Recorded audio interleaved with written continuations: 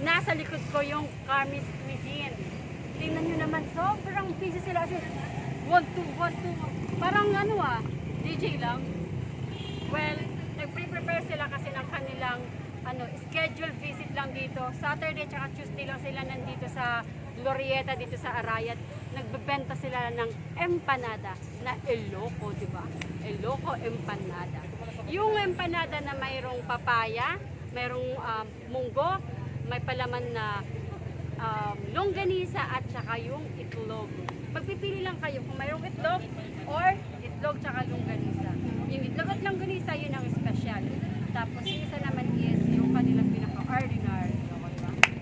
Go!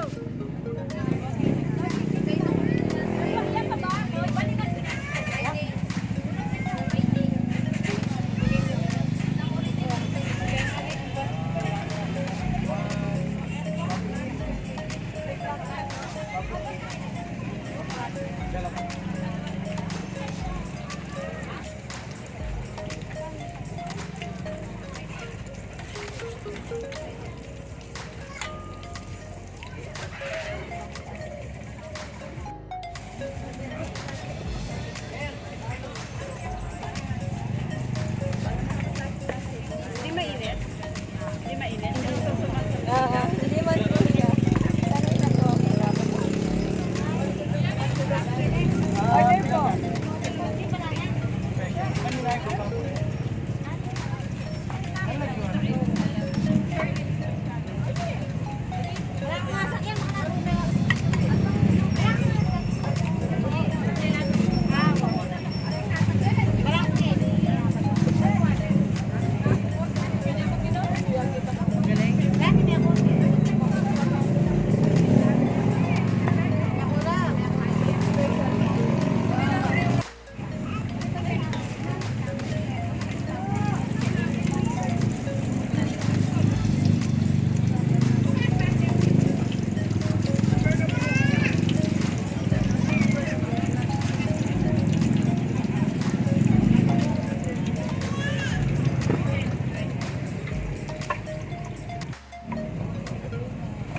Excited na ako sa aking empanada.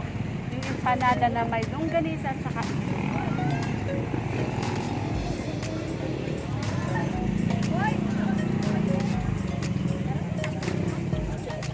Jewel.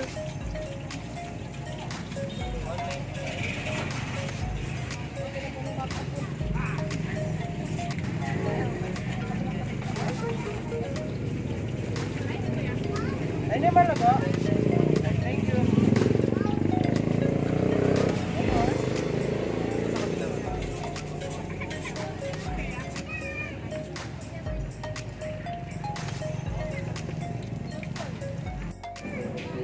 nasa aking kamay na ang mahiwagang Ilocos longganisa.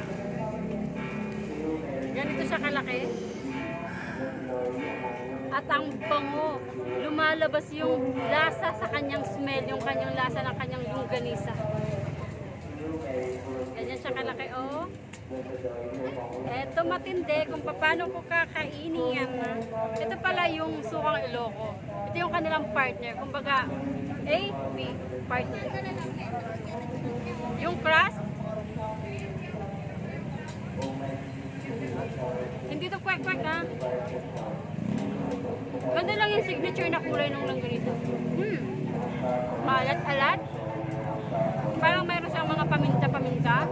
Meron siyang sariling timpla yung kanyang pinaka-wrapper. Ito na yung kanyang loob. Yung munggo na may papaya at saka yung nasa loob, pinaka-loob pa nito, yung itlog at saka yung longganisa. Hindi ko na muna lalagyan ng suka. As is muna siya.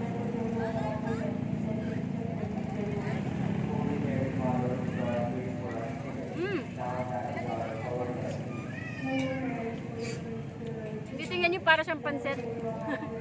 Pero hindi siya pansit. Interesting yung kanyang texture kasi para siyang nalanta na crunchy pa rin. Malambot pero parang mayroon siyang body. Mayroon siyang maalat-alat na lasa.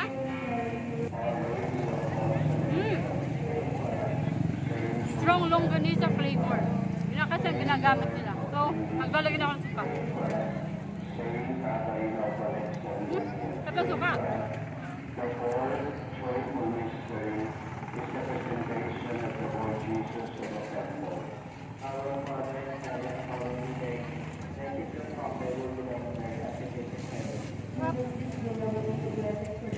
Masarap siya.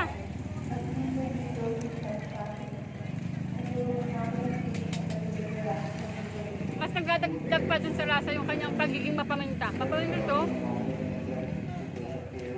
Kumbaga mayroon siyang kick ng pagiging maanghang ng paminta. Which is friendly para din sa mga bata na gustong kumain nito.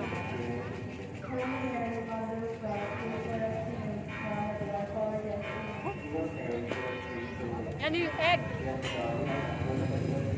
Nagdadagdag ng pagiging creamy yung egg na nasa loob. Diba? Ang daming texture dito.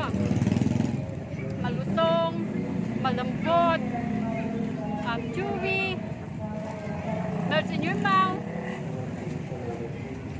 Parang may mga pumuputok-putok na mga seeds. Gamit kasi dahil dito sa munggo ito. Oh.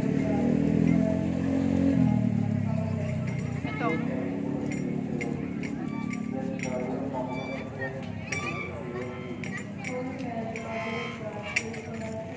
Oh. I-enjoy ko lang kabuuan nito. Kaya kung gusto nyong malaman ang lasa nito, punta lang kayo dito sa Glorieta. Tuesday and Saturday lang sila available.